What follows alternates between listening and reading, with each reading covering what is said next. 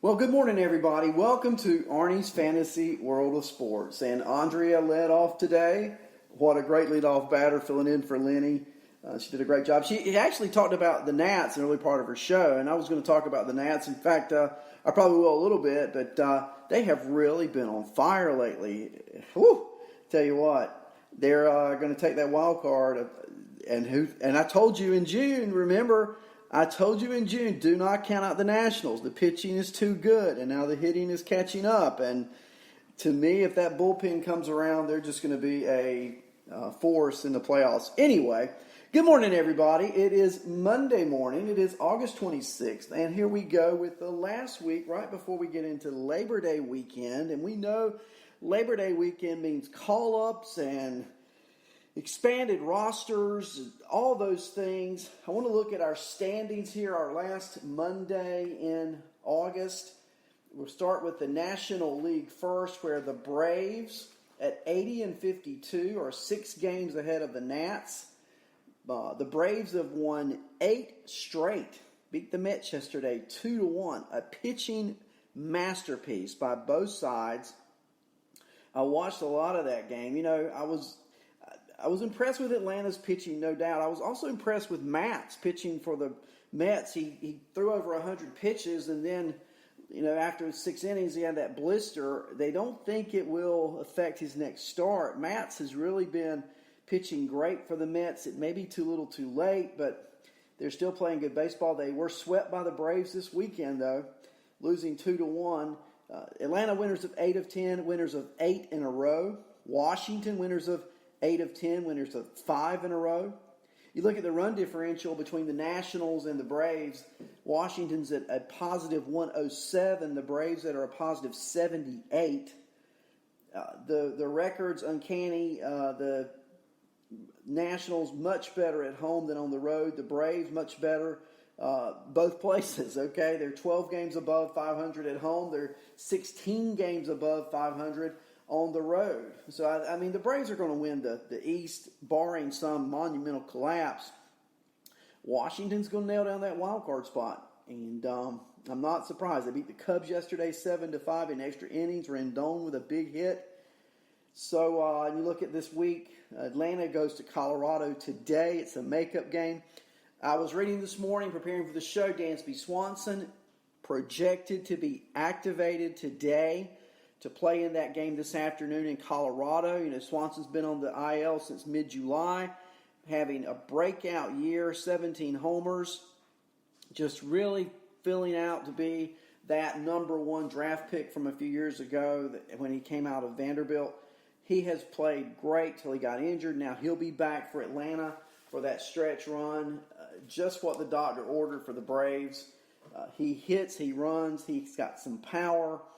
They're in Colorado today. And Washington off today. They start a set tomorrow at home with the Orioles. You got to love that. I mean, if you are a Washington Nationals fan and you see Baltimore on the schedule in late August, wow. And speaking of more manna coming from heaven, Wednesday's outing, Matt Scherzer is going to pitch his second game back from injury. And you got to love the fact that comes against the Orioles. So, strong finish to the season by the Nationals. Andrea said it in her show, since around the end of May, the best record in Major League Baseball. And, man, they are showing it now. Phillies are 11 and a half games out of the division lead, and the Mets are 12. In the National League Central, wow. You know, this division, I've said it's going to come down to the last weekend when the Cubs go to St. Louis to take on the Cardinals the final weekend of the year. I believe that. The Cardinals have now won 4 straight. They've won 8 of 10. They beat Colorado yesterday 11-4. Meanwhile, as I said, the Cubs were losing, being swept by the Nationals. They are now 2.5 games out of first place. St. Louis has won 4 in a row. They've won 8 of 10. They have a 2.5 game lead over the Cubs, a 4.5 game lead over the Brewers. The Pirates swept the Reds this weekend. What's up with that? And, you know, remember me talking about earlier in the year how the Reds had one of the top run differentials in the National League? April, May, June, the Reds were right there in the top 5 run differential. Not so much lately. Their run differential now is a positive 8. Arizona, way above that. The Dodgers, 214, way above that. The Cubs above that. The Cardinals above that. The Mets above that. Washington and Atlanta above that. Now, they are out of the top 5. They're into like 8th or 9th place in run differential. Hence, they fall into 11 games out of the division lead, 60 and 69 overall. Put a blanket over the Reds. They're done for 2019. Pirates, if they could play Cincinnati, they've won 55 games this year. 11 of those against the Reds. If they could play Cincinnati every day, the Pirates could make the playoffs. If they didn't play Cincinnati, they'd have the worst record in the National League. Oh well. Dodgers continue to lead the National League West by 20 games. They lose 2 out of 3 at Chavez Ravine this weekend. I don't know if you watched those games, but what I take away from, and I'll spend a few minutes on this, chat room. What I take away from the Dodgers and the Yankees 3-game set. Well, first of all, the atmosphere in Los Angeles in the stands, if you watch the games, was much like a playoff series. I've not heard Dodger fans that loud in August. I can't remember when. I don't know if I ever have before. But they were rowdy, they were loud, they were into it this weekend as the Yankees came to town. And it's Players Weekend, so the Dodgers are in all white and the Yankees are in all black. The good guys and the bad guys, And the Yankees, Aaron Judge. And here's what I take away. Aaron Judge, 3 games, homers in each game. That is significant. The Yankees have set a club record for most home runs in a single month, 61 in August. And August isn't over. They're going to hit some more home runs. And Aaron Judge, who's been out most of the year, back in that lineup, providing home runs for an already power-laden team. I just think that's what I take away, number 1, from the weekend series. Judge is hitting. Second thing I take away, the Yankee pitching is better, starting pitching, is better than advertised. You look at Saturday's game, the game the Dodgers won 2-1. The Yankees win yesterday by a score of 5-3. They win Friday night. The starting pitching was solid. Herman goes yesterday. He's now 17-3 on the season. And I think if he doesn't win a Cy Young Award, then we should take away Rick Porcello's from a few years ago. You can say, well, whatever you say, the kid's 17-3, and no one in the major leagues is even close to that mark.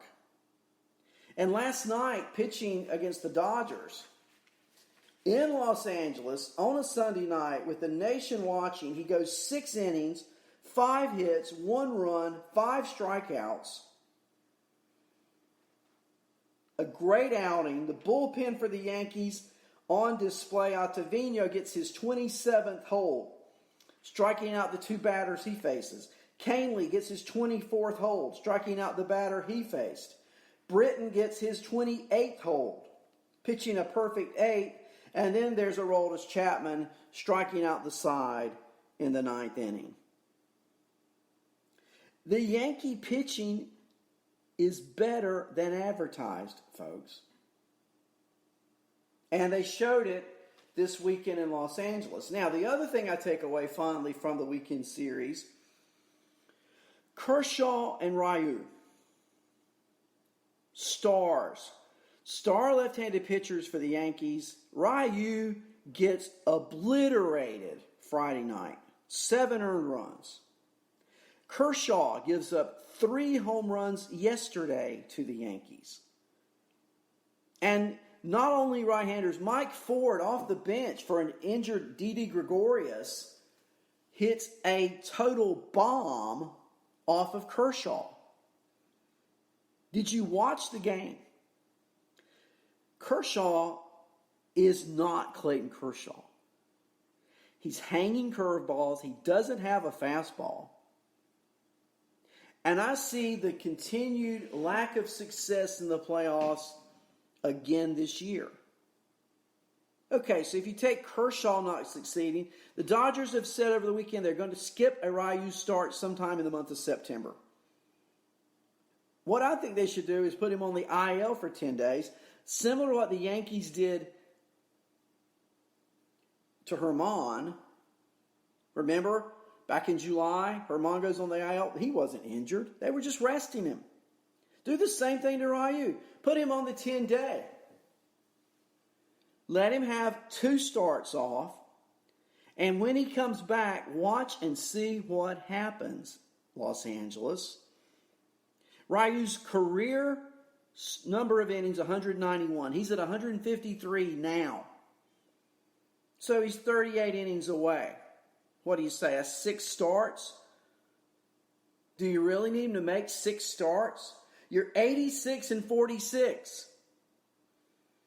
You're 40 games above 500. You're 20 games above in your division. You're 6 games better than the Braves for best record in the National League. Excuse me. So why not put him on the IL and let somebody else take those starts and then bring back Ryu in 2 weeks and watch him dominate again to end the season and have that confidence going into the playoffs? Wild card. Washington leads the wild card, as Andrea said earlier, by 4 games. The Cubs holding the second wild card, and I mean holding on by dear life after being swept this weekend by the Nats. Philadelphia, a game and a half out of the second wild card.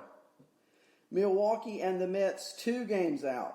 But don't you feel like in the National League, it comes down to the fact if the Cubs can play well enough, it's going to be Washington and the Cubs in that wild card game. And in that wild card game, Washington Cubs, I love the Nationals. And I guess you go with Scherzer by default. But Strasburg struck out double digits again yesterday, pitching the best of his career.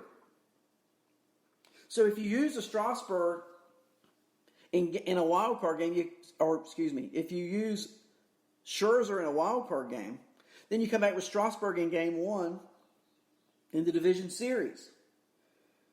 And it looks like it'll be LA and Washington in that division series. What a good one that'll be. Cross country, transcontinental, Dodgers, Nationals. Watch out for the Nationals upsetting the Dodgers, which would lead St. Louis and Atlanta battling the other National League champion in division series. Let's take a look at the American League standings, where the Yankees and the Astros now are tied for the best record in the major leagues. They're both 85 and 47. The Yankees a 9-game lead in the East. The Astros a 9.5-game lead in the West. Divisions are over. It's about who's going to have the best record. And I think it comes down to those 2 teams. I personally think it's going to be the Astros. They lead Oakland by 9.5. Astros won 4 in a row. They swept the Angels over the weekend. They're off today. They play Tampa Bay tomorrow at home. The Yankees travel from Los Angeles. They play tonight in Seattle. So the West Coast swing will soon be over, Yankee fans. But if you got to go somewhere, why not go to Seattle, right? Run differential. The Astros sit at 197. The Yankees sit at 152. And then there's Minnesota at 79 and 51, who I really thought would fade a little, and they're not. In fact, it's Cleveland who's fading. The Twins lead the Tribe by 3.5 games on this Monday morning. They're both off today. Tomorrow, Minnesota is at the White Sox. Cleveland is at the Tigers. They both should chomp up on those guys. But over the weekend, Cleveland lost Jose Ramirez. Now, when I told you Jose Ramirez would hit well in July and August and he wouldn't hit in September, I didn't envision him not hitting because he wouldn't be playing. But the hamate bone is broken. He's going to miss, if not all the rest of the regular season, at least most of it. Now, this is the same injury Matt Olson had earlier in the year. The hamate injury is the same injury that Joey Gallo is suffering from, and Joey Gallo's been out for a month. Cleveland, I think, with the loss of Ramirez, even though the pitching is outstanding, could be odd man out in the wild card. Here's why. Look at the wild card this morning. Cleveland is in the first place slot with a half-game lead over Tampa, and Tampa with a half-game lead over Oakland. 3 teams within 1 game. Cleveland, 76-55. Tampa, 76-56. Oakland, 74-55. Oakland plays today at Kansas City. If the A's win that game, and they should, then you've got 3 teams within 1 half game of each other. Now, are there any other teams in the American League who could still vie for that wild card? Well, there's one. Every other team is double digits behind the wild card except for one. This team is 6 games out. And it's the old saying, don't turn your back on them. It's like Lincoln and Ford Theater. There's Boston at 70-62. 6 games out of the wild card.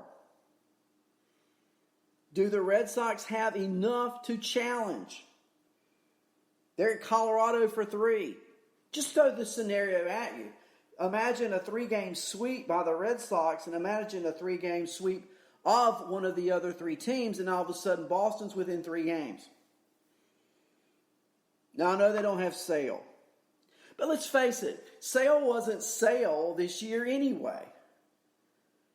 What we do have to face in reality is Boston's pitching stinks, and the hitting, but for Xander Bogaerts and Rafael Devers, no one else in that lineup has had even close to the year they had in 2018, even with the juice baseball. Now, Devers is an MVP candidate. Bogaerts is also. They're not going to win MVP, but they're going to be in the discussion.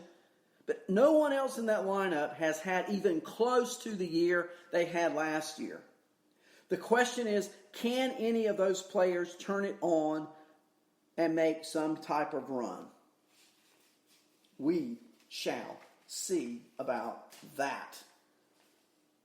Now, going back to the Yankees and Dodgers, the Yankees made a little subtle move over the weekend. On Friday, they added Corey Guerin off waivers. And they add him to the 40-man roster, and he's up in the major leagues, and he pitched this weekend. And did you see him? He looked really good. He's a guy that's going to face right-handers. Righties have only hit 22 for 97 off of him coming over in the trade. And he looked good this weekend.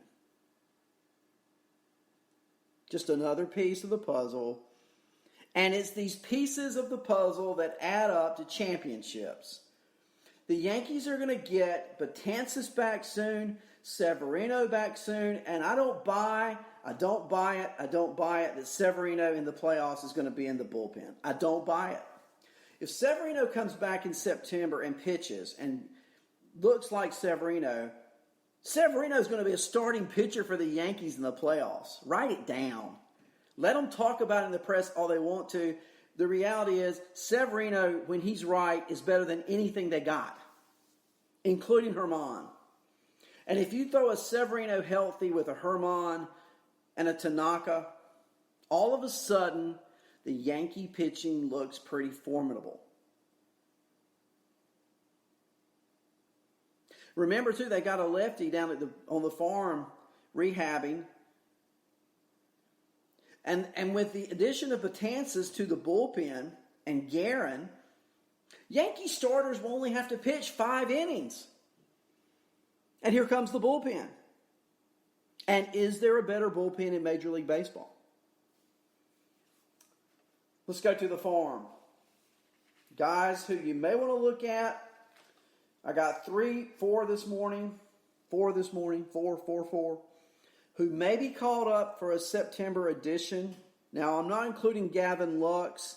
I'll talk about him briefly. He's not one of my 4, but I do like Gavin Lux if the Dodgers were to call him up.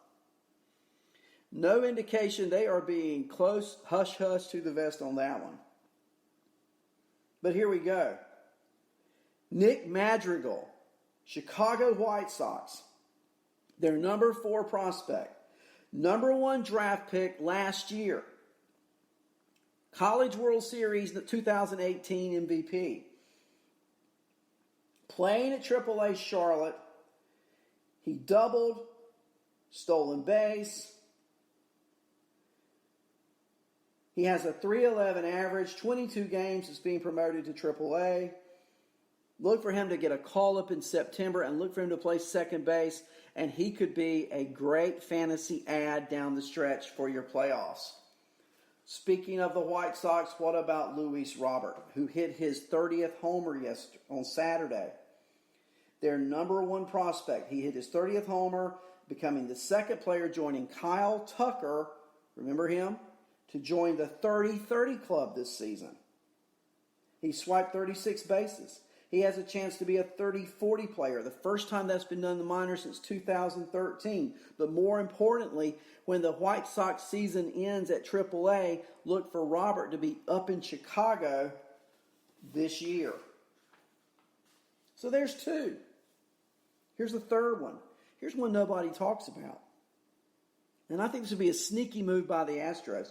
Christian Javier, who I watched pitch at High A. He's now at AAA. He made his AAA debut. He had a no-hitter into the 5th inning. 6 scoreless innings, 2-hit ball for AAA Round Rock. And remember, this is a league where the gravity is like on the moon. And the balls fly out of parks at record paces. Yet Javier throws 66 of 90 pitches for strikes, 6 shutout innings. He had a 1.87 ERA with 154 strikeouts in 102 innings before his promotion to AAA. Batters are hitting only 131 off of him this year. I look for the Astros to possibly call him up in September when the AAA season ends and see what he's got. And for fantasy purposes, Christian Javier could be the dark horse pickup of 2019 in September. One more. I saved the best for last, Chappie. You ready? Jesus Luzardo. Oh, I love Luzardo. You love Luzardo. Who doesn't love Luzardo?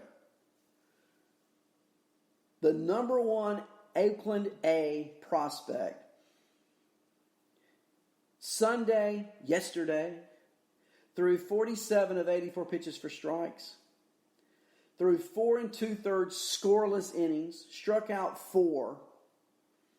He's now given up just 1 run over his last 2 combined AAA starts. I say he makes 2 more starts at AAA and he's in Oakland pitching. And I say that's why the A's make the playoffs.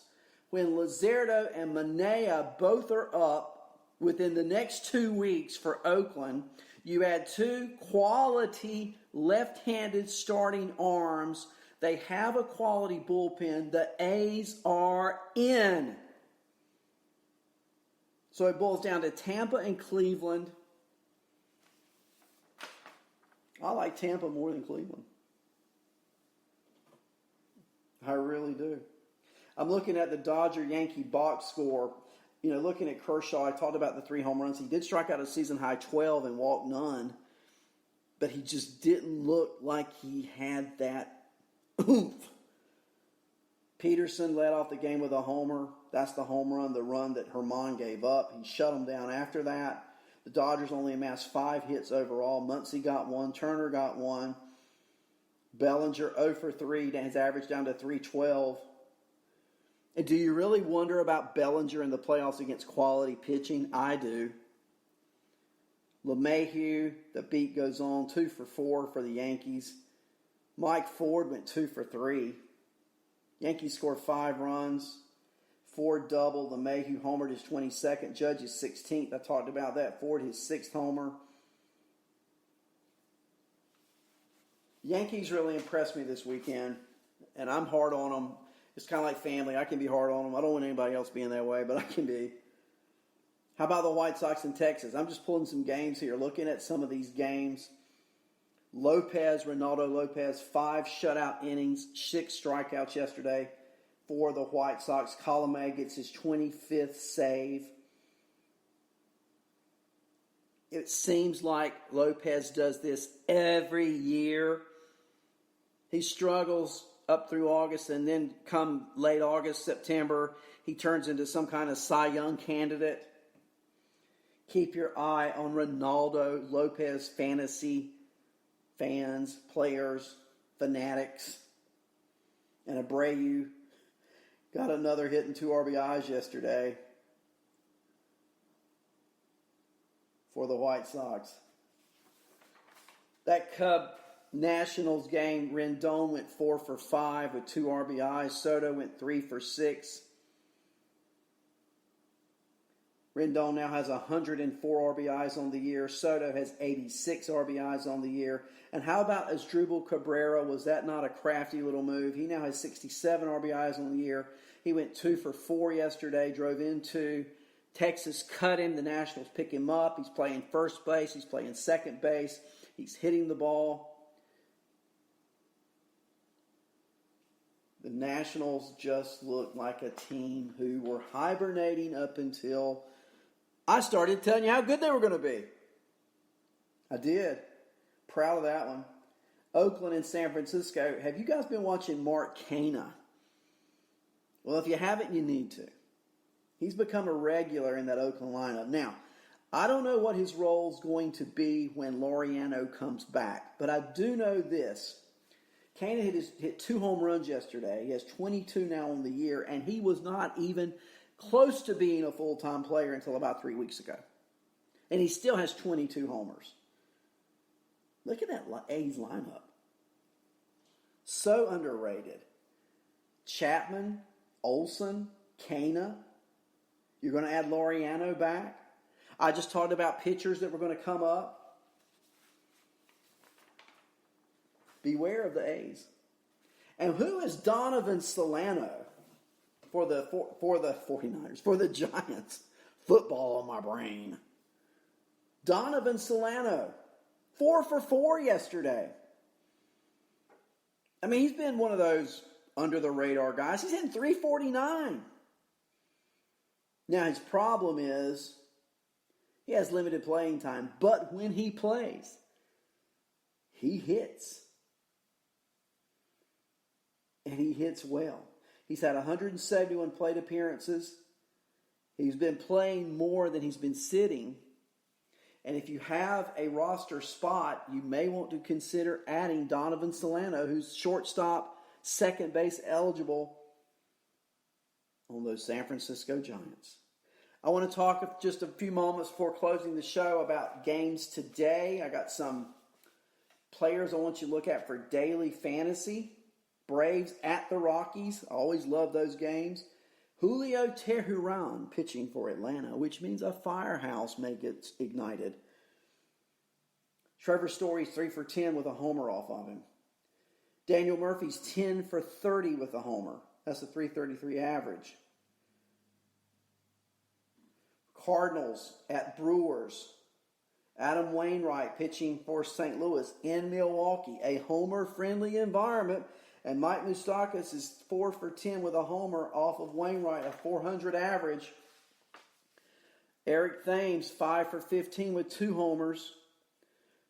Hernan Perez, 6 for 17. That's a 353 clip.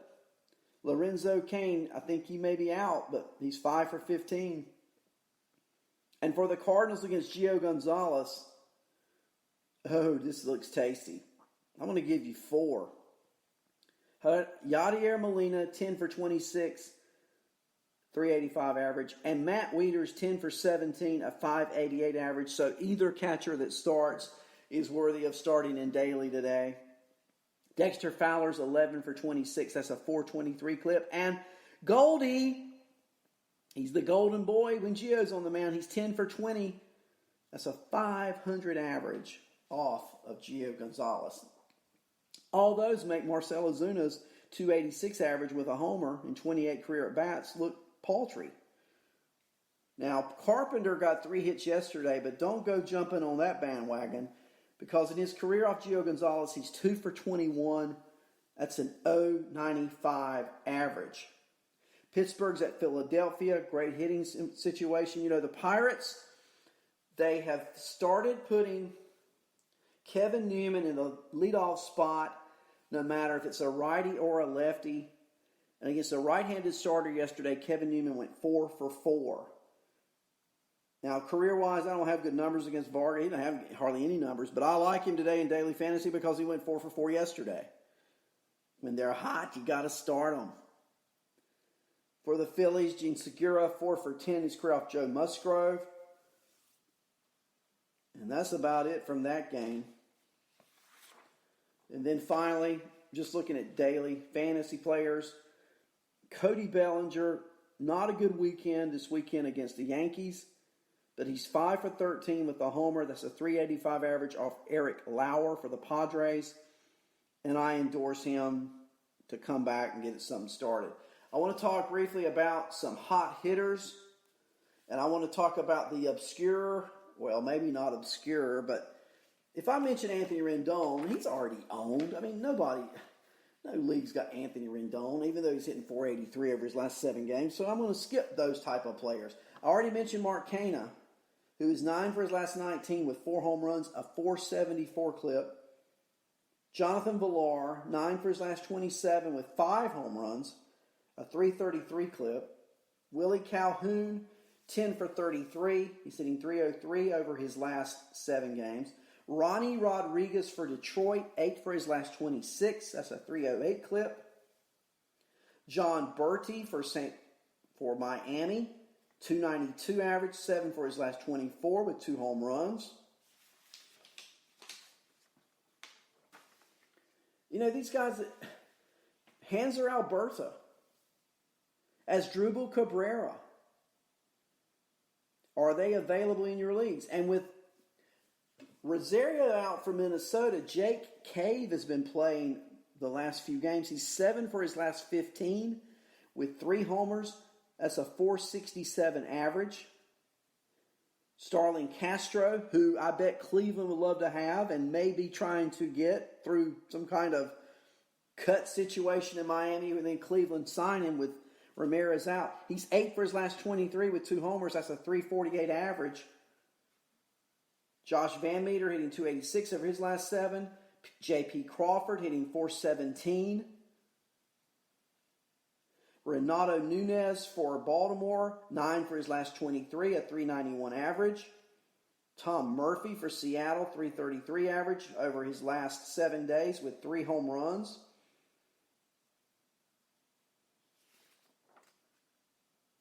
Kevin Pillar,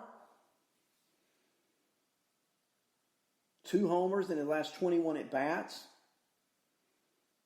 So these are just some players that may be available in your leagues who have been hitting the ball very well the last few games. So let me give you just a few more fantasy. They may have been cut because they were injured kind of guys that you may want to be looking at. What about Mondesi for Kansas City? He's been playing at AAA the last week. Any day now, he could get called back up to Kansas City. Lourdes Gurriel for Toronto, expected back next week. These are a couple of guys, if they're available in your leagues, you may want to stash. if you're ready for playoffs, and it's that time. Because when you get a Mondesi back for Kansas City probably this week, you have stolen bases, triples, runs scored, and he was driving in some runs too in that lineup. So those are some players to look for daily and for your playoffs. Thank you for being with me this morning. I always enjoy Monday mornings because you have the weekend to talk about. Go out and watch some baseball today. Let's talk about our schedule. It's a limited schedule. Not every team is playing today. I think I told you we start off today with Atlanta and Colorado. That ought to be a doozy, huh? Tehran and Melville. And then we get into our evening slate. Pirates at Phillies, Musgrove and Vargas. From Citizens Bank in Philadelphia. At Miller Park in Milwaukee, Adam Wainwright and Gio Gonzalez go at 7:05. From Marlins Park in Miami, Sonny Gray and Lopez go at 7:10. Kauffman Stadium in Kansas City, Homer Bailey and Mitch Keller. A's at Royals, 8:15. Diamondbacks and Giants from Oracle Park in San Francisco. Young for the Diamondbacks, Beatty for the Giants. 2 late games. Dodgers at Padres, Petco Park. The rookie May going for the Dodgers, Eric Lauer for San Diego. And finally, closing out tonight, the Yankees at Mariners, to be determined, pitching for Seattle. And pitching at T-Mobile, Jay Happ for the Yankees. Those are our games for tonight. Support your podcasters. Stay on this network. It doesn't get any better than this for fantasy baseball. Thank you for being with me in the chat room this morning. And I'll look for you tomorrow morning on Arnie's Fantasy World of Sports.